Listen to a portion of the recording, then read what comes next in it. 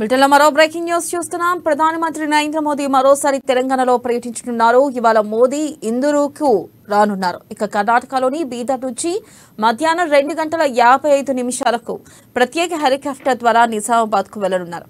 3 గంటలకు పలు అభివృద్ధి కార్యక్రమాలకు ప్రారంభోత్సవం చేస్తారు. అనంతరం సభలో ప్రసంగిస్తారు.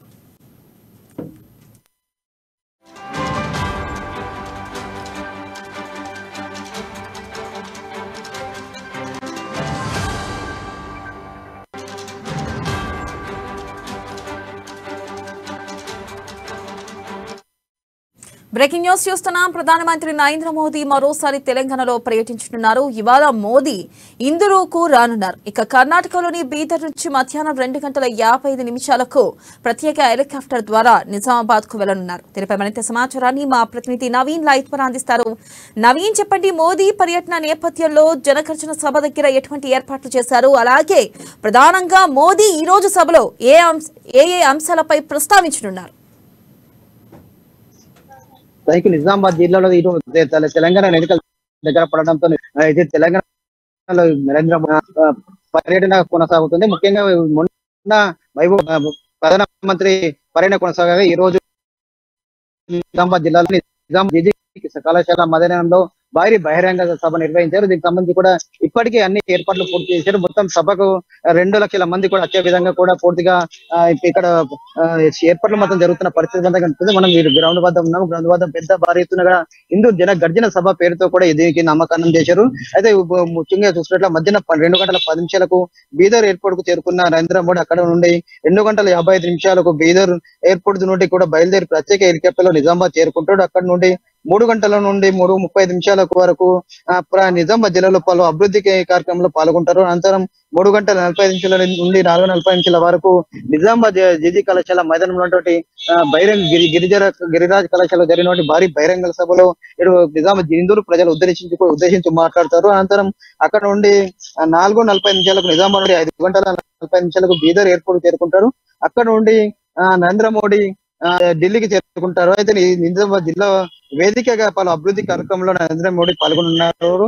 ఈ పర్యటనలో భాగంగా 8,020 కోట్ల అభివృద్ధి పనులకు ప్రజలకు అంకితం చేయనున్నారు. దాంతో పాటు రామగుండంలో నిర్మించిన 800 మెగావాట్ల ఎన్టీపీసీ విద్యుత్ ప్రాజెక్టును ప్రారంభిస్తారు. అనంతరం 1,340 కోట్ల 496 బస్తీ దవాఖానాలు, అలాగే 80 పడకల క్రిటికల్ కేర్ బ్లాక్ దాన్ని కూడా మోడీ ప్రారంభించున్నారు. దీంతో పాటు 350 కోట్ల నిర్మితమైన వాటి రైల్వే విద్యుత్ లైన్లను కూడా ఇటు ప్రజలకు అంకితం చేయనున్నారు. దీంతో పాటు కొమరవెల్లి దేవస్థానం వద్ద రైల్వే ఏర్పాటు చేసిన దీనికి సంబంధించి కూడా ఈ నిజామాబాద్ జిల్లా వేదికగా నరేంద్ర మోడీ ప్రారంభించినారు. అయితే ముఖ్యంగా నిజామాబాద్ జిల్లా ఇందూరు చిరకాల వాంఛనటువంటి పసుపు పొడిని కూడా ప్రకటించినట్లు మహబూబ్నగర్ జిల్లా వేదికగా ప్రకటించడంతో నిజామాబాద్ జిల్లా రైతులు కూడా పూర్తిగా హర్షం వ్యక్తం చేస్తున్నారు, పసుపు రైతులు.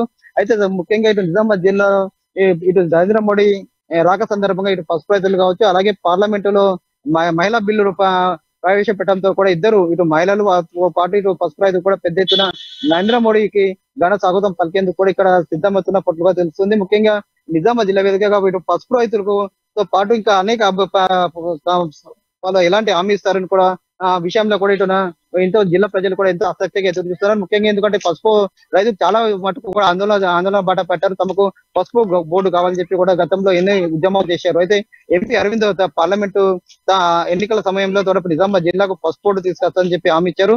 హామీ నేపథ్యంలో కూడా ఈ రోజు పసుపు బోర్డు ప్రకటిస్తూ కేంద్ర ప్రభుత్వం కూడా ఒక నిర్ణయం తీసుకుంది. అయితే దీంతో పాటు కూడా నిజామాబాద్ జిల్లా పసుపు రైతులు కూడా పూర్తిగా నిన్న సంబరాలు చేస్తున్న పరిస్థితి మనకు కనిపిస్తుంది. అయితే దీంతో పాటు రైతులకు కావచ్చు, ఇంకా మీరే ఇతర విషయంలో కూడా ఎలాంటి వరాల జల్లు కురిపిస్తారనే విషయంలో కూడా జిల్లా రైతులు ఎంతో ఆసక్తిగా ఎదురు చూస్తున్న పరిస్థితి మొత్తం కనిపిస్తుంది. మొత్తం మీద చూసుకున్నట్లయితే నిజామాబాద్ జిల్లా ఇటు మోడీ రాకతో కూడా రాజకీయ ముక్కసరిగా వేడెక్కిందని చెప్పవచ్చు. అయితే నవీన్, ప్రధానంగా చూసుకున్నట్టయితే ఇటు కాంగ్రెస్ రాష్ట్రంలో 6 గ్యారంటీ హామీలు అంటూ ప్రజల్లోకి దూసుకెళ్లిపోతుంది. ఈ నేపథ్యంలో ఇటు ప్రధాని మోదీ కూడా అటువంటి హామీలను అటువంటి తరహా హామీలను ప్రకటించే అవకాశం ఉందంటారా ఈ రోజు సభలో?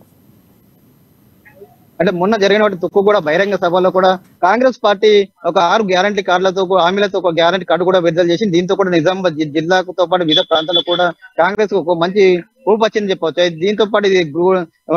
దీంతో పాటు ఈ రోజు బహిరంగ సభ కూడా నరేంద్ర మోడీ రానున్నాడు. నరేంద్ర మోడీ సభలో కూడా ఏదైతే కాంగ్రెస్ పార్టీ ప్రవేశపెట్టిందో 6 గ్యారంటీ హామీలకు సంబంధించి కూడా దానికి తల్లదన్నే విధంగా కూడా ఇక్కడ నరేంద్ర మోడీ ఏమైనా హామీలు కురిపిస్తారా అని చెప్పి కూడా బీజేపీ పార్టీ శ్రేణులు కూడా ఎంతో ఆసక్తిగా ఎదుర్కొస్తున్న పరిస్థితి కనిపిస్తుంది. అయితే మొత్తం మీద నిజామాబాద్ జిల్లాలో నరేంద్ర మోడీ రాక సందర్భంగా కూడా అనేక పోలీసులు కూడా 2000 మంది భారీ బందోబస్తును ఏర్పాటు చేశారు. ఇప్పటికే ఎస్పీజీ కమాండర్లు కూడా మొత్తం ప్రాంగణం ఏదైతే సభ జరుగుతుందో ఆ ప్రాంగణానికి మొత్తం వాళ్ళు అధీనంలో తీసుకున్నారు.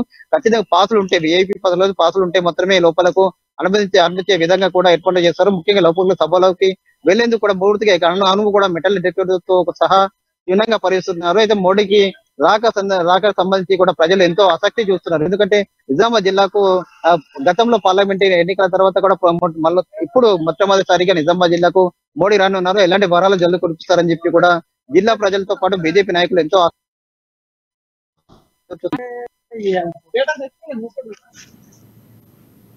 Right Naveen, thank you.